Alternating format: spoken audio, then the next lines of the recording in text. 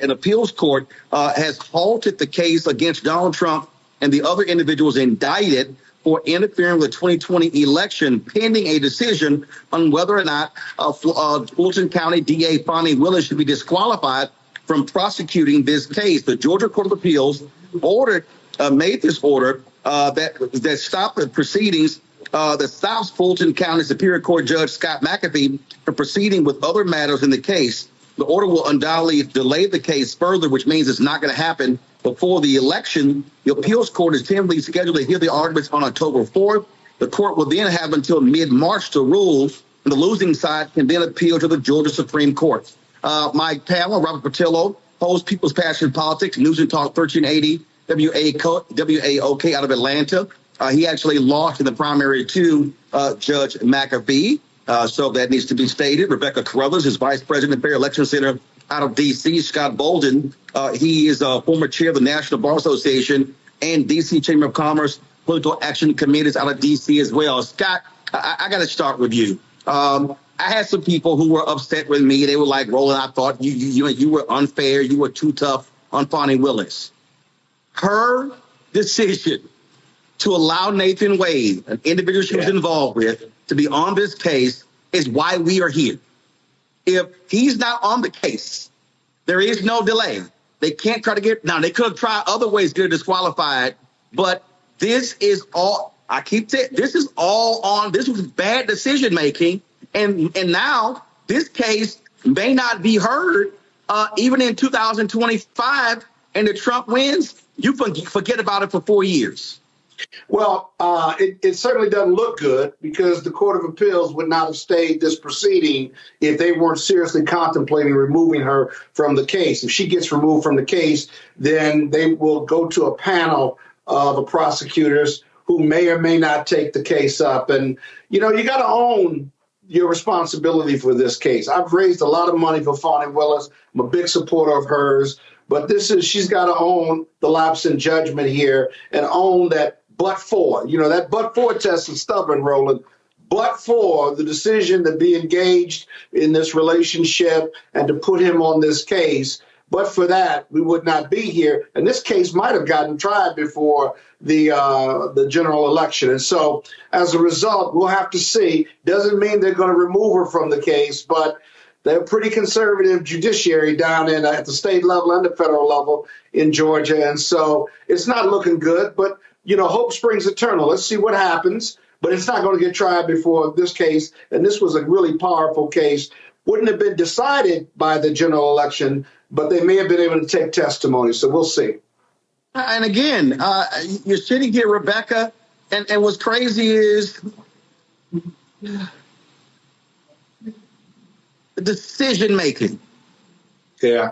And what I kept saying is, you got to tell your whole team, everybody's clean.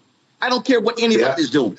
And so now you're in a situation to where they're seriously looking at it. So if she's disqualified, they could determine her entire office is disqualified, which now means that, you're now leaving it up to the state attorney general, Republican, and they may decide not to proceed.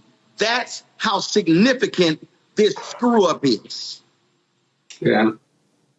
So this is something that we talked about a few months ago. I understand the need to protect and support Fani, understanding all of those who are attacking her, including the credible threats that she's had to endure for the last couple of years. However, Georgia is not New York. New York is much friendlier when it comes to prosecuting Donald Trump. Not friendlier necessarily from the aspect of law, but also friendlier from the environment of understanding there are more people who are saying, hey, Trump is not above the law in New York versus in Georgia. So yes, this was an unforced error, like we talked about on the show a few months ago. However, just like you pointed out, if it wasn't this, they would have found another reason to try to disqualify Fani Willis and ultimately to get this moved out of Fulton County and perhaps into another county that might be friendlier towards Donald Trump. But here's the bottom line, and something that voters need to pay attention to. Now, Trump told us, hey, If you don't like what they're doing to him, then you need to vote for him to be reelected on November 5th. And I would tell voters, if you want Trump to be held to the law, not to be above the law, you have to make a decision on November 5th. Because what we're seeing is there's aspects of the judiciary that is not as comfortable with applying the law evenly to Donald Trump as other jurisdictions. So ultimately, if you want to see Trump be held to consequences, it's going to start on November 5th. Robert. Having just come out of this race a week ago, I will just have to say that this is par for the course. This was the plan the entire time, that by punting this effectively to the appeals court, they knew that this would have foreclosed any possibility of this going to trial prior to the election, or frankly, ever. There's a very decent chance, above 50% chance, I would say, that this never goes to trial at this point in time, whether Trump is elected or isn't elected in November. I mean, I can dive into that a little bit later. But on the point about Fani Willis and the lapse of judgment, quote unquote, the prosecutors have carte blanche when it comes to who they appoint as being special prosecutors. I scoured the records. I cannot find a single case in the history of Georgia of a prosecutor being disqualified based upon the appointment of a special prosecutor. As was said, that if it wasn't this, they would have found something else to try to disqualify her from this case or to try to delay this case. I remember that President Trump had strong tentacles throughout the state of Georgia. People have to start separating Atlanta from Georgia and understand that it is a blue pearl in the middle of a Red Sea, and that by kicking this to the appeals court and then giving the ability to be appealed to the state Supreme Court and then potentially a federal question to appeal at the federal court, they are effectively saying, don't plan on seeing this going to trial anytime soon, if ever. Again, I understand they would have tried to get her disqualified some other way. But what you don't do is you don't gift wrap them this on a gold platter and say, here you go, knock yourself out. Yeah. That to me is what is just nonsensical. And again, I got folks who've been mad at me, man. I just think you've been too hard on Sister Fani, and I have defended her. I love the fact that she indicted, going after him and stood firm. But I'm sorry, somebody has to say it. She screwed up.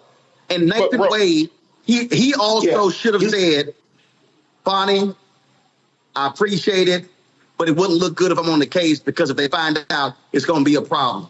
And now the problem is the people of Georgia, again, depending upon the decision of the appeals court. Then if they rule against her and say she and her office can't prosecute, then it may get kicked somewhere else. And these individuals may never, ever be held accountable for what they did, which means we will never be able to have the kind of justice on the record for them trying to steal the 2020 election in Georgia. And that, to me, is the bigger issue. Scott, real quick.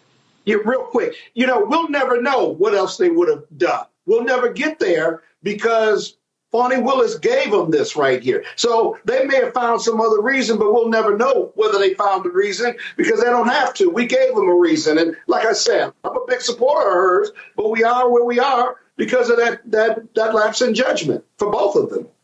Got to be clean if you're going to go after the president because they dirty players. You know that going in. Look, Scott, they tried to disqualify me for the race because of my email address. They were going to continue to look under every nook and cranny.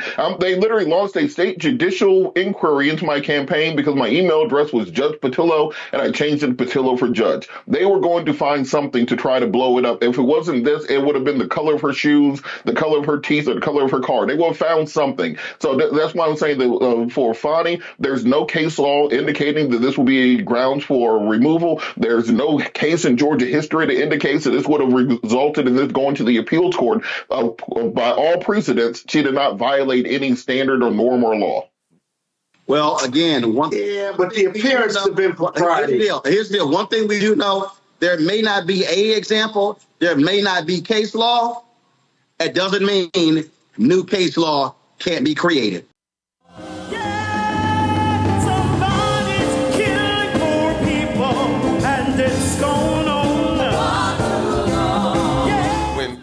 happened, poor people were dying at a rate already of 800 people a day before COVID.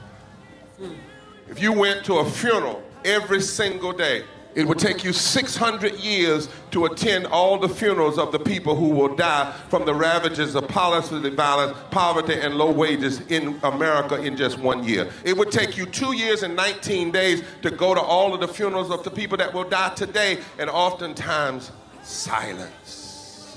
Nobody talks about this political genocide, but we are determined today to remember their death and be a resurrection of voting power and voice power like never before. Economic justice and saving this democracy are deeply connected. We, as a nation, must listen to the demands of the poor, who are pushing and will continue to push political candidates and elected leaders to lift from the bottom so that everybody can rise. We are the poor, the marginalized, and the underpaid. And we are taking one step forward to say that everybody has a right to live. Poverty is not the fault of those who are impoverished. It is caused by those who make the policy. There are over 135 million poor and low-wage, low-income people in this nation. The biggest block of potential voters by far is low-income, low-wage voters. I can't afford medicine. Sometimes I have to skip because of the cost. The farm worker community is tired of the violence imposed upon us by greed, exclusion, and denial of basic human rights. Those folk that represented by that casket, poor and low-wage workers who are the most moral people in this country because they go to work every day believing, even though going to work is hazardous to their health. I'm tired of working 70 to 80 hours a week and still not have money for the necessity of bills. I'm tired of getting sick and not being able to go see the doctor. Having to make a choice to pay between rent or the light bill or food or clothes. You cannot claim to care about families and a culture of life and then do everything in your power to rob people of equal access to resources and to force them to live in poverty. Leadership of both parties had waged war on poor people and low-wage workers. And this government has treated people experiencing poverty, including their military families, with disdainful, deliberate, malicious neglect. So the truth is that my son died from poverty. We refuse to accept poverty as the fourth leading cause of death. The fourth leading cause of death in this, the richest country in the world.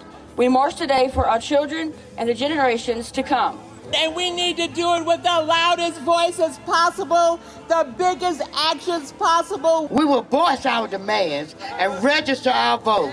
When we stand up and when we stand together, things change. There is the electorate that is, and then there is the electorate that should be. 34 million eligible poor and low-income voters did not vote in 2016. If just 20% of those voters in swing states were mobilized around an agenda, they could change the political outcome of every election. So we're launching the most massive voter mobilization and turnout campaign in history of poor and low-wage voters, allies, and religious leaders. People are dying, but we know it doesn't have to be this way. And so we are calling on everyone to join us in this Poor People's Campaign, a national call for more revival. We are here, we will be seen, we will be heard, and our power will be felt. We don't need to be an insurrection. We are a resurrection that will be felt across this country. Are you ready? Ready? Ready? Ready? We are a resurrection, and we are ready.